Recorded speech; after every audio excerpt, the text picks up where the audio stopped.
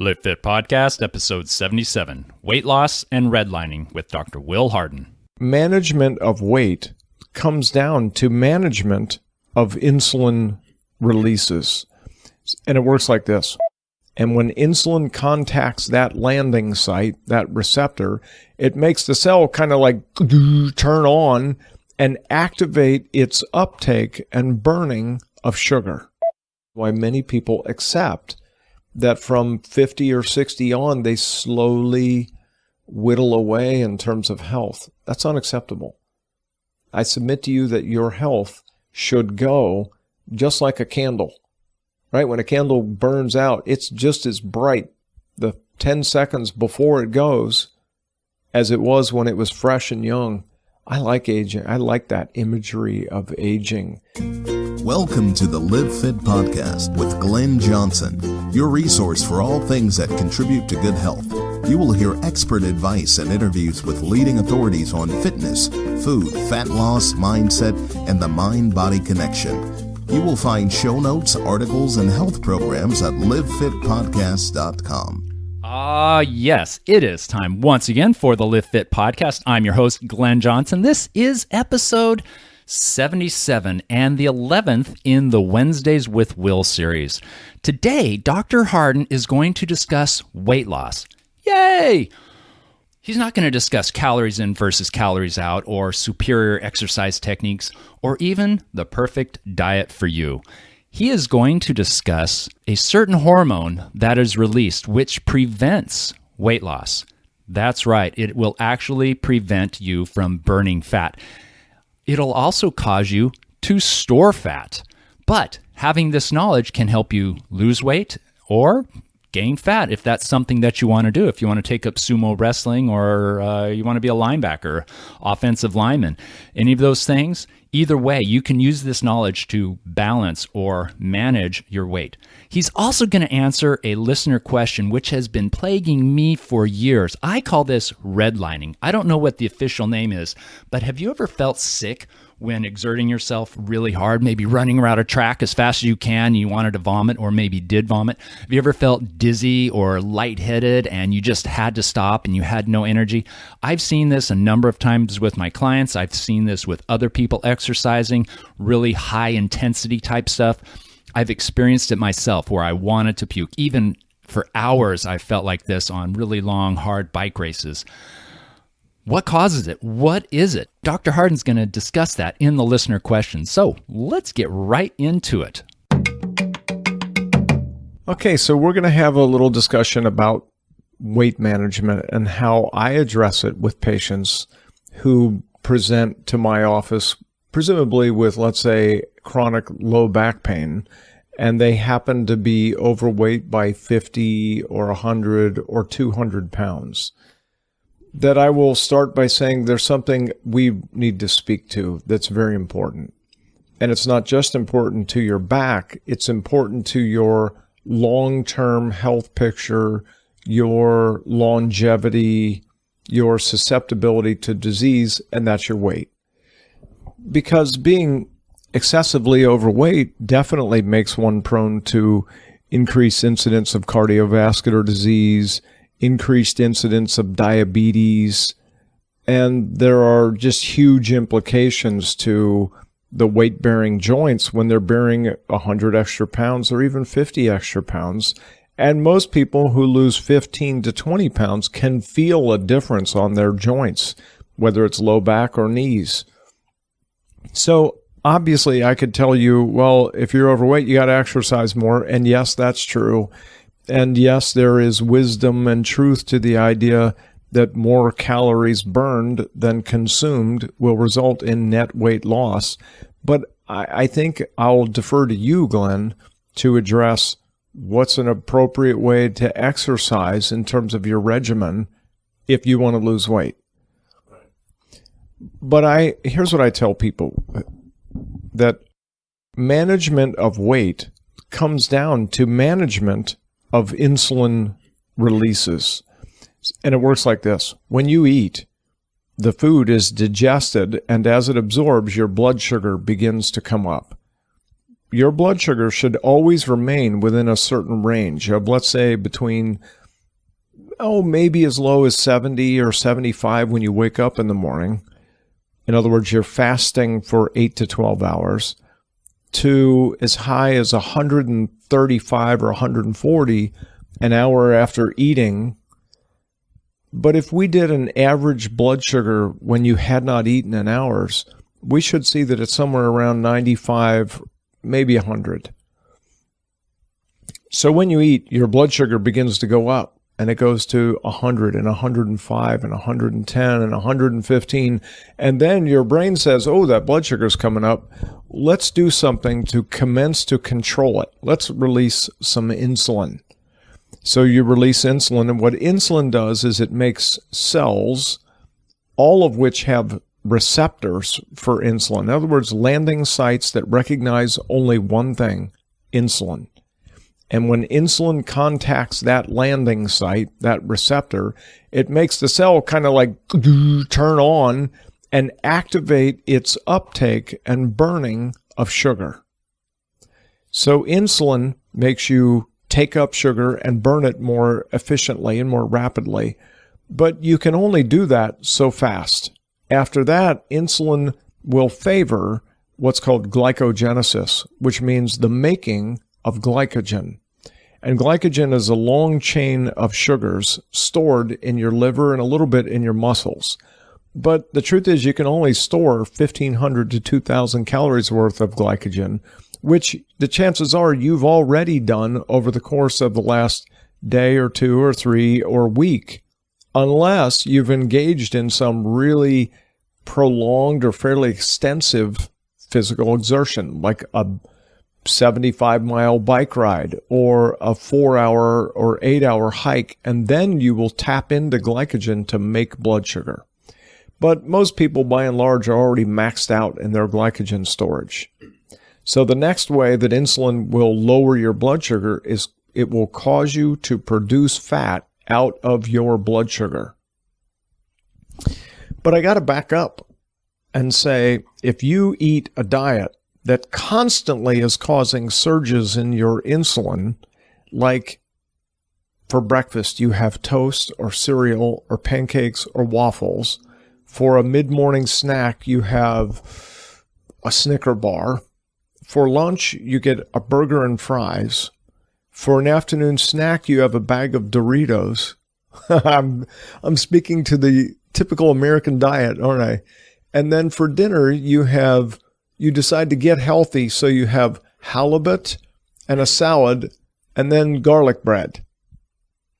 Every single one of those foods, those meals, contained high glycemic foods. In other words, foods that cause your blood sugar to go up fast. Therefore, it caused your system to get flooded with insulin.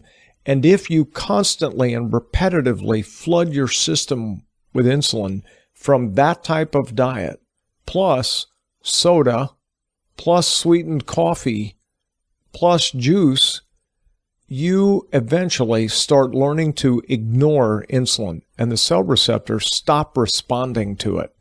In other words, your prevailing blood sugar level gets so high, and you're releasing so much insulin that you have to make fat out of the sugar in your system in order to control your blood sugar.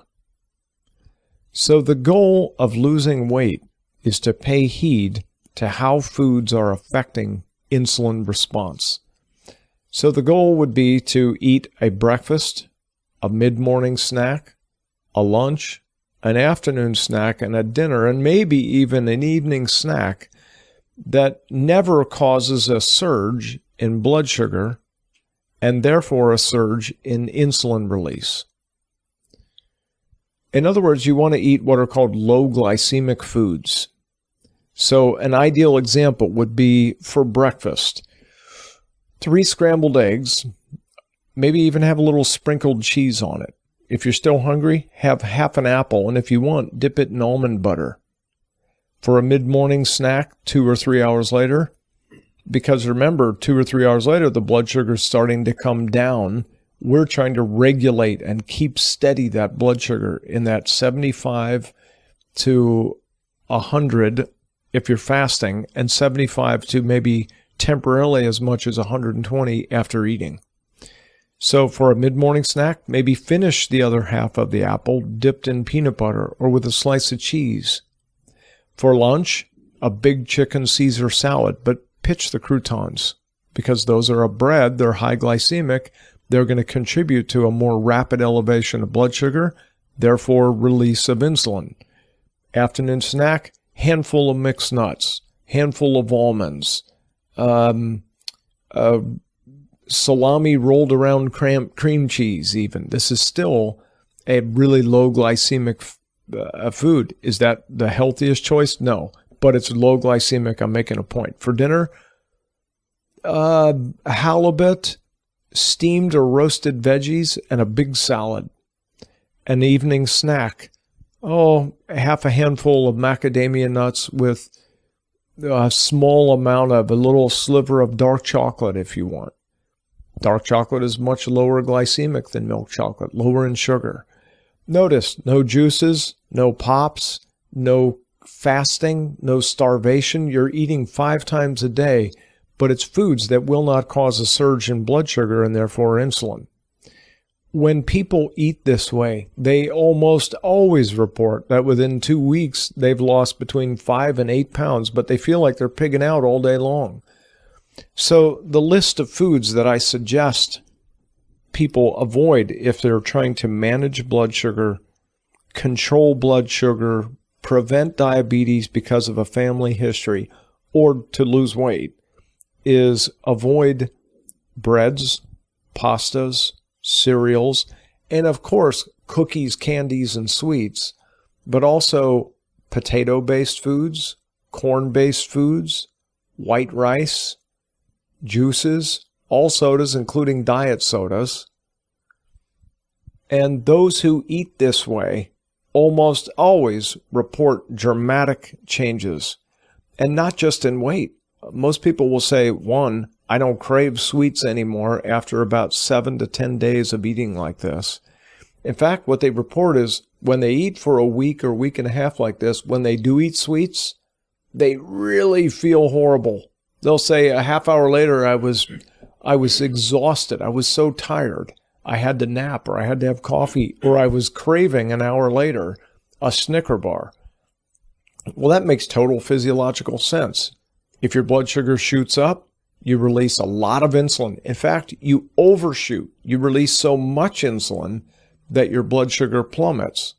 When your blood sugar plummets and is, quote, too low, what you're going to crave more than anything is a Snicker bar or a soda or a bag of chips, a piece of toast or a sandwich, something that will cause your blood sugar to rapidly elevate. And of course, that causes your blood sugar to surge, which causes you to release a ton of insulin, which causes your blood sugar to plummet, and it makes you crave something that will bring it up.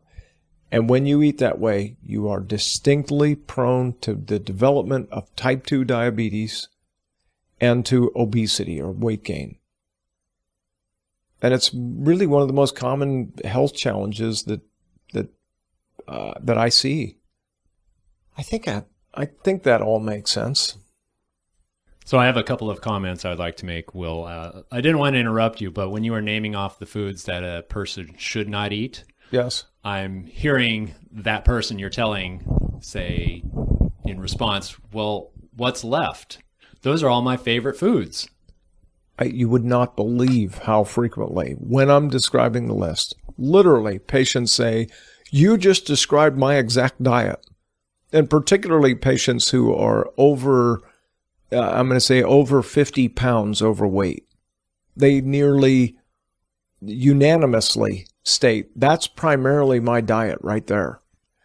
And so the answer is that I'll give them a list of foods. I'll say, foods to consider for replacing this diet: nuts and seeds, fruits with the exception of ripe bananas, grapes, and dried fruit, because those 3 are fairly high glycemic. Replace rice with either brown rice or, better yet, quinoa. Quinoa is the grain that is the lowest glycemic, highest protein alternative to rice. feel free to munch all you want on eggs, meats, cheeses, if what you're trying to do is control blood sugar and therefore reduce weight. Obviously, I would never suggest you eat bacon for lunch, bacon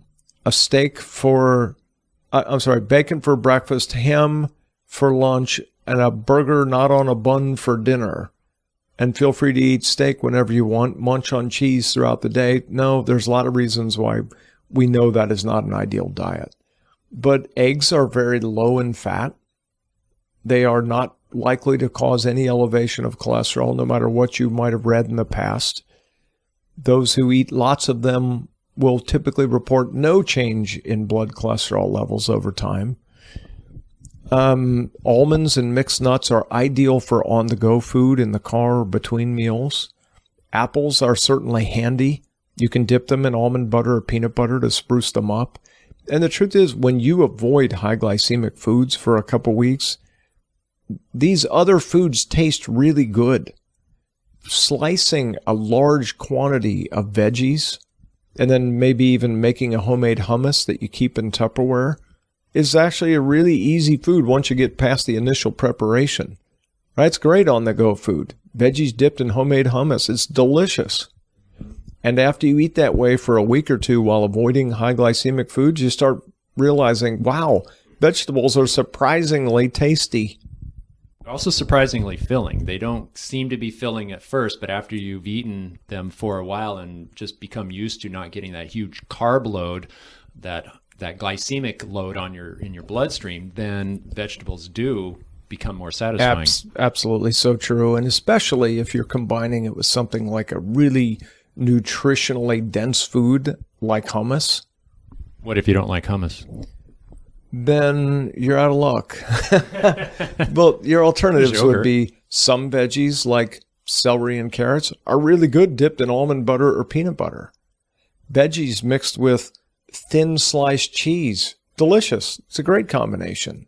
So, Will, there's another sort of confounder to insulin, or let me put it another way, and correct me if I'm wrong, but I've always understood that when insulin is released, not only is it storing excess glucose into the liver muscles and then turning it to fat, but at the same time, it's repressing fat from being broken down into glucose. So it's known as fat sparing. So insulin is known as the storage hormone, but it also keeps a person from burning body fat, correct? Absolutely true. Insulin is attempting to lower blood sugar. And when you burn fat, you're mobilizing fat and turning it into sugar. So insulin prevents that from happening. And when people eat low-fat meals, what they're doing is they're actually working against themselves. They're causing fat storage and causing fat to not be burned for fuel. In many respects, that is true. In fact, we know a low-fat, no-fat, fat-free diet is absolutely unhealthy as it relates to endocrine function or hormonal functions, detoxification functions, biliary function. The list is long as to why we now know a low-fat diet is not healthy. And that relates back to your cholesterol talk when you mentioned why people get gallbladder stones or gallstones, because the gallbladder is not being used enough from eating enough fat when people eat too low of fat of meals. Absolutely. Right. True. So a case in point, last week I had a new patient, a 49-year-old male, who reported when I gave him the list of foods to avoid, he said, that is my entire diet right there. But I'm going to say he was easily 350 pounds, had a family history which included a mom who had had a stroke in her early 50s. And he at least conveyed that he was worried about his overall health since he was 49 and he was having that midlife consideration of, oh boy, I'm turning 50 and I'm not all that healthy. And essentially what I told him was, given your family history, your present weight, if you continue this diet, I can essentially promise you that in the next 1 to 3 years, at 49, eating this way, you will develop type 2 diabetes. And 2, I firmly believe that you will have a stroke with this weight, this diet, and a family history. And he got teared up. And he said, I know that what you're saying is right. But he was in town for a single day. And I made him promise that we would talk in 1 month, because he promised me that he would make this change in his diet. And when I followed up the next morning to see if he had thought about what we did, he was surprisingly excited. He said, I think it's going to be a huge challenge, but I'm going to do it.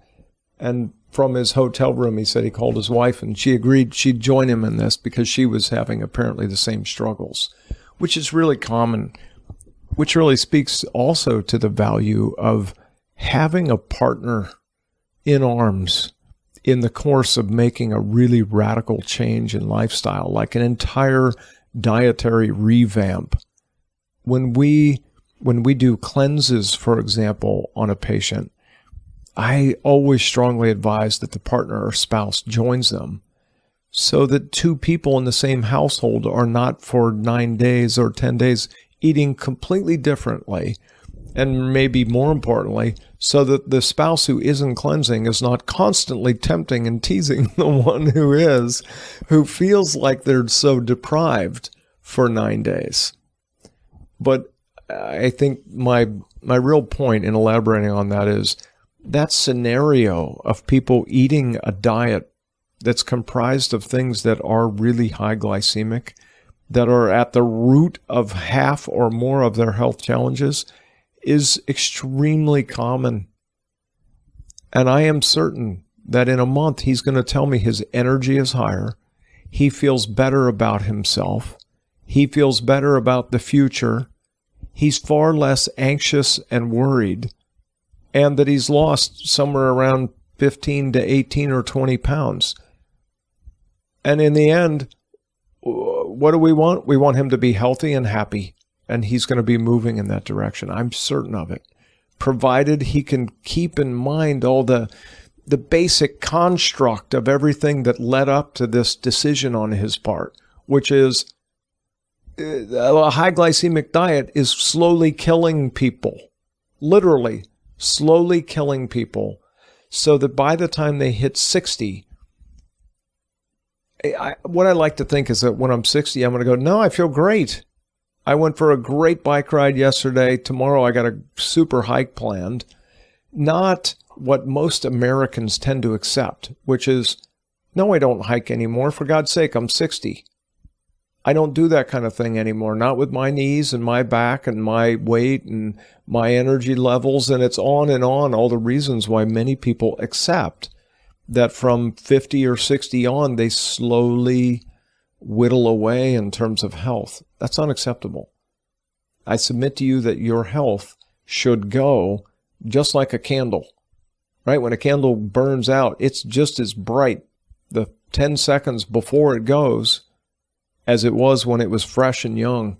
I like aging. I like that imagery of aging and death, that it's sudden but preceded by relatively good health.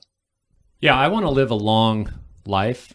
I would really like to see 100 years, but I do have stipulations, and I'm not going to spend the last 20 years a decrepit puddle of goo in a bed or with a walker. You have reasonable demands. That is not at all. I would rather go tomorrow than to... Agreed. Than to burn out for decades. Yeah. I agree with you wholeheartedly. Well, thank you, Will. This has been very eye-opening. I hope a lot of people, see the light from this conversation. We could potentially save millions of lives if people really accept this as being the truth and worth it. Agreed. Worth it. Agreed. I know the carbohydrates taste good. They're cheap. They're easy, and they come in so many different flavors and shapes and styles. Goodness. But they are killing us. Every drive-through in the country. Just like cigarettes. They're killing us. So, agreed. I have a friend who describes smoking as passive suicide. Right. And we might say that eating a diet that you know is contributing to weight problems, potential diabetes, the realization of a family history of such problems, we might say it's equivalent to that. It adds up. One potato chip or even one bag of potato chips isn't going to kill you, but it adds up over time. Agreed. It certainly does. Certainly.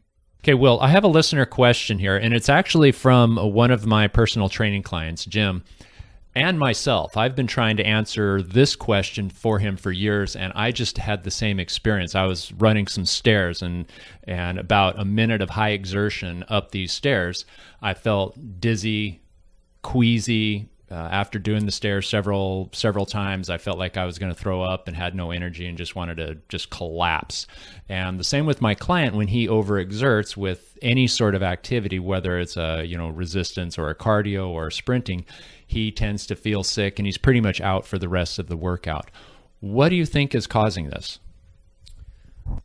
The best I can do is hypothesize, because the real answer is that could be explained by a few things. So the first thing I would say is, wow, if a person gets dizzy or feels sick with exercise, they must really be out of shape. But that's not what you're asking. You're asking about a person who's been working out for years and continually gets sick. So some people theorize that getting sick or feeling nauseous during heavy exertion exercise is a result of lactic acid spilling into your stomach. And yet there is really no physiological logic to the idea that that would even happen, because lactic acid is generated within musculature and then it's processed in the bloodstream when it's, quote, carried away. And whereas you might have some increased lactic acid within the lymphatic system immediately post heavy exertion, there's no reason that would end up, quote, spilling into the stomach. So I can't explain it that way.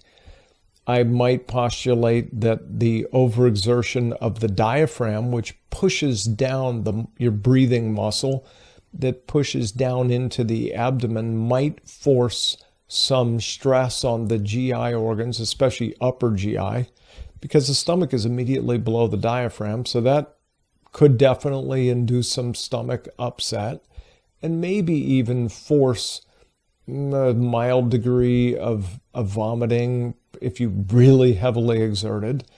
But I have a theory for the gentleman who's been getting sick every time he works out, at least moderately heavy, for years, would be that he either has anemia, which would certainly induce dizziness with any kind of heavy exertion, because anemia is when you don't have enough either red blood cells or hemoglobin to carry an adequate amount of oxygen to cope with increased demand.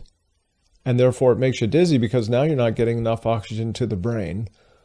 Or he has a degree of adrenal fatigue.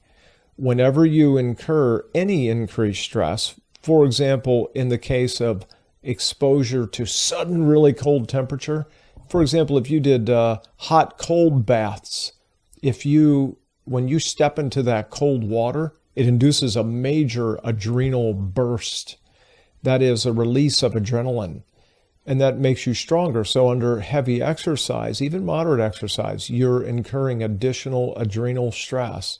And if the adrenals can't meet that demand, that definitely could make you feel fatigued, really burned out, unable to engage in a heavy activity level after that for the rest of the day.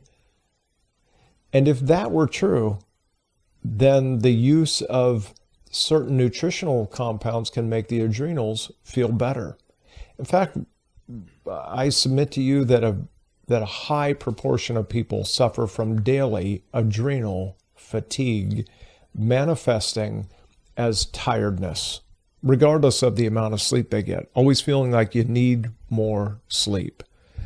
And when you fortify someone's adrenal gland, for example, with an adrenal glandular extract with some zinc and vitamin C and maybe an extract of licorice in it, all of which are good for the adrenals, those people often will say that they've come out of a fog they've been in for years. and that they feel like whereas they normally need 8 or 9 hours of sleep not to feel tired, they hop out of bed after 7 hours feeling refreshed. Adrenal fortification can really help in that in respect to fatigue. But I think that could explain that gentleman's exercise-induced stress. I think that's more likely because I actually asked him to have some blood work when he went for his annual checkup, and I hypothesized that he might also be anemic. That was one of my thoughts as well. I'm glad you said what you said about the lactic acid dumping into the stomach, because I've heard that before too, and it just didn't make any sense to me. There is no physiological logic to that. Yeah. I'll talk to him about the adrenal fatigue. And is there a supplement that has all the things you need together? Or does he need to piece it together? No, there is. There is such a thing as the one that I carry is called DSF, which stands for de-stress formula. The idea is that stress is what puts a high demand on the adrenals, and that excessive, prolonged stress fatigues the adrenals, which then makes you tired. And by the way, another sign of adrenal fatigue is that when you get up from lying down and sometimes even sitting, you have a 2 to 5 second spell of lightheadedness. That's a fairly classic adrenal sign, in addition to fatigue. I've had that all my life. Oh boy. Okay, then you have an adrenal issue. I thought it was low blood pressure. That is also entirely possible. That hypotension can induce a moment of fatigue. And yet that happening can also be a reflection. That low blood pressure with getting up can be a reflection of adrenal fatigue also. Good to know. And what's the name of that product It's called again? DSF. DSF. I'll have a link to it for your store on my show notes page on the Live Fit podcast. Great. Well, thank you very much, Will. Indeed. Very My educational. Pleasure. My pleasure. Take care. Thank you for listening to this episode of the Live Fit podcast. Please subscribe and share with someone you care about. Read show notes, articles, resources, and learn more about our weight management programs at livefitpodcast.com. Once again, thanks for listening, and always remember to live fit.